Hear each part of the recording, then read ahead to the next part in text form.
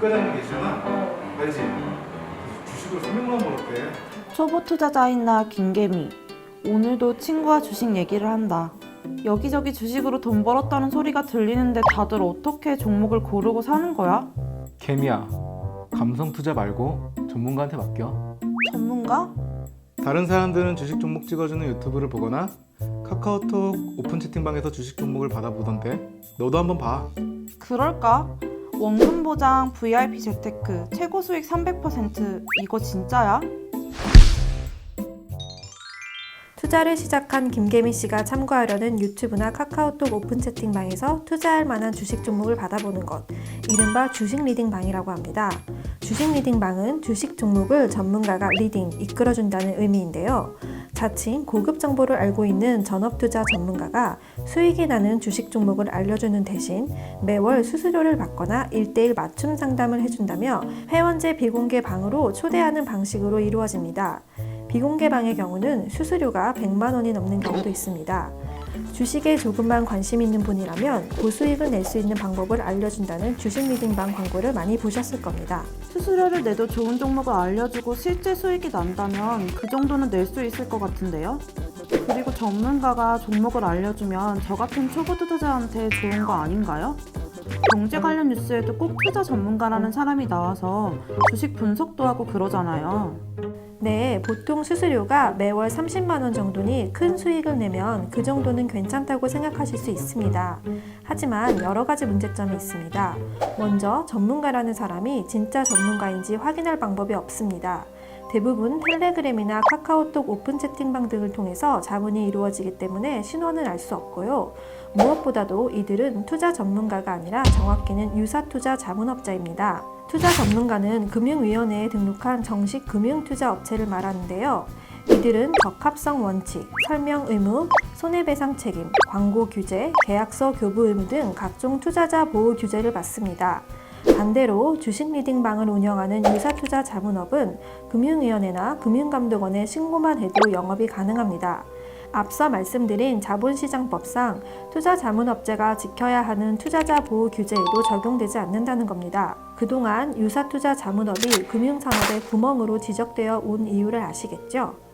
설명은 들었지만 투자 자문업이랑 유사 투자 자문업이랑 어떻게 구분하죠? 저는 다 비슷해 보여요. 가장 손쉬운 방법은 명칭을 확인해 보시면 될 것 같습니다. 보통 유사투자 자문업은 땡땡투자클럽, 땡땡인베스트, 땡땡스톡, 땡땡주식연구소 같은 이름입니다. 이들은 투자 자문이라는 명칭을 사용하는 게 금지되어 있거든요. 반면 금융당국에 등록된 투자 자문업은 땡땡투자자문이라는 명칭을 사용할 수 있습니다. 그리고 주식 리딩방 같은 유사투자 자문업은 불특정 다수를 대상으로 모두 똑같은 내용의 자문을 합니다.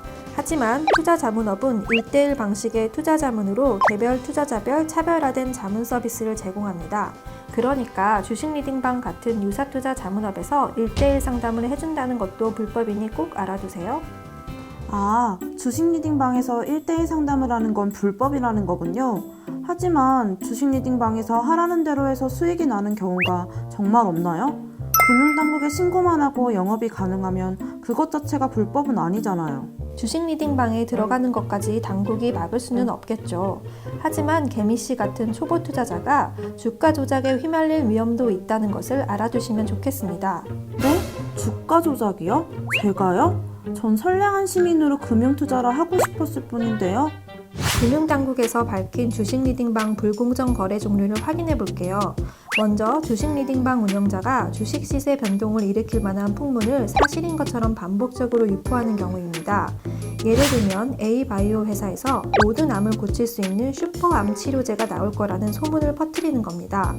그러면 사람들이 혹해서 A사 바이오 주식을 매수하게 되겠죠. A사 바이오 주식 가격이 오를 것이고 그때 리딩방 운영진은 A사 바이오 주식을 팔아 시세 차익을 챙기는 겁니다. 이 경우 자본시장법 제178조의 2, 제2항 제4호에 해당하는 시장 질서 교란 행위로 과징금 제재 대상입니다. 또한 리딩방에서 거래량이 많지 않은 종목을 추천하는 방식도 있습니다.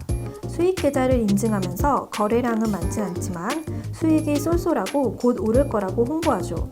그러면 추천받은 사람들이 그 종목을 매수하게 되고 그러면 주가가 급등합니다. 그런데 어느 순간 주가가 급락하고 리딩방 운영진이 사라지거나 납득하기 어려운 변명만 제시합니다.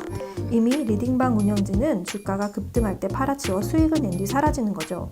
이 경우는 자본시장법 제178조 제1항 제1호 부정한 계획 기교의 부정거래에 해당하는 선행매매수법에 해당합니다. 그리고 일반 투자자가 실제 범죄에 발을 들이는 경우도 생깁니다.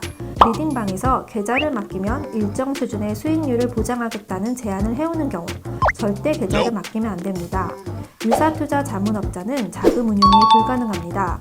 통장을 맡긴 경우 얼마 뒤 증권사에서 이상거래 관련 유선 서면으로 경고가 와서 거래 명세를 살펴보니 시세 조종이 의심되는 혐의 거래가 발견되는 사례가 있었습니다. 이는 자본시장법 제176조 제1항 가장 통정매매, 제2항 허수주문, 시가 종가 관여주문에 해당하는 시세 조종 위반 혐의에 해당합니다.